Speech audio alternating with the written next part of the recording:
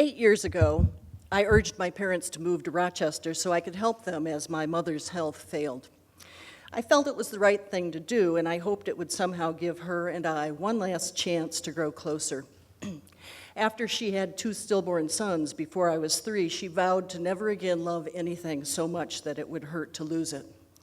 And so she never again touched me, never hugged or held me, never had a lap to sit on or a shoulder to cry on. She'd always done her duty as a mother, but without any joy or affection. We loved at a distance, and I was often sad over what she and I had lost. Now, her birthday was approaching, and I wanted to do something special because she probably wasn't going to have many more. She'd been waging a battle against dementia for nearly 12 years, and though she might still win a skirmish or two, the war was clearly lost. So my husband Jacob and I wanted to take her out to dinner, but there was a problem. Dementia had fractured her vision, and she couldn't see the food on her plate anymore. So she'd begun just holding the plate up to her mouth and shoveling the food into it with her fingers. Not exactly a crowd pleaser. And at every meal, without fail, she knocked over a full glass of Coke, drenching everyone in freezing, sticky liquid. She had soaked my father so many times that he really should wear a raincoat to dinner. And she had lost all inhibitions. A month before, for their 61st wedding anniversary, we had taken my parents to a fancy restaurant with white linen tablecloths and tuxedoed waiters.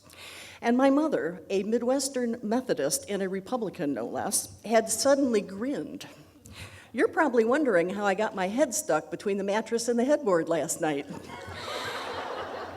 She said, loudly enough to wake the dead. No, Mom, that's okay, I can picture it. In fact, I couldn't stop picturing it.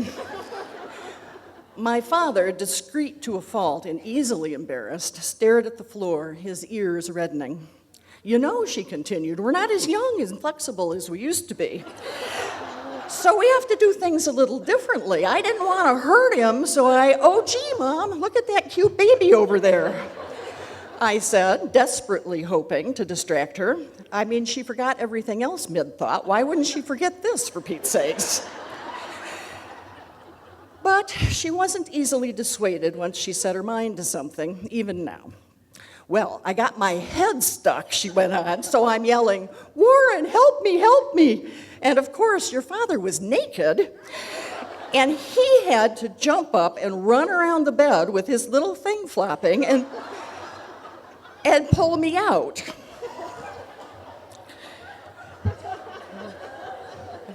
Suddenly, I realized the room had gone silent.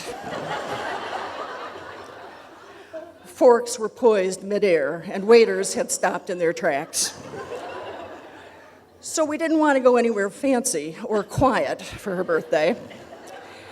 Then I remembered Castaways. It had outdoor picnic tables, finger foods like ribs and corn on the cob, and the sound of jet skis should drown out any conversation. Perfect. So we went to Castaways. But just as our food arrived, the wind kicked up and dark clouds rolled in and fat drops of rain began pelting us. We hesitated a moment. I hated the thought of taking her inside to eat. It was basically a biker bar, festooned with neon bar signs and fake cowboy kitsch, just the kind of place she would never have been caught dead in her right mind.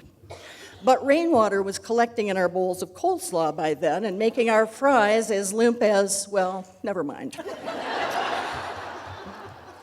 So we scurried inside, shoehorning ourselves into a cramped booth as the jukebox played Mustang Sally.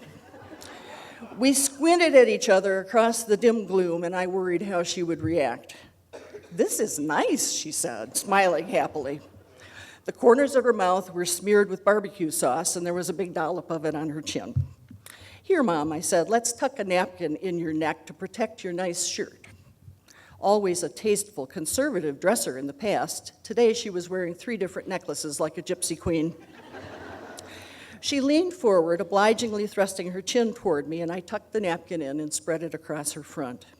But as I drew my arm back across the cramped table, I hit my glass with my elbow, spilling iced tea all over. Jacob and my father jumped as the icy liquid doused their crotches. My mother beamed with delight and clapped like a seal. "See," she said, "it wasn't me this time. What a great birthday present." Dementia is like that. A person can be lost and confused for days and then suddenly get a brief reprieve, like the sun poking through the clouds, and be, for an hour or a minute, the self you've always known. You have to be ready for those moments, ready to let them come and ready to let them go.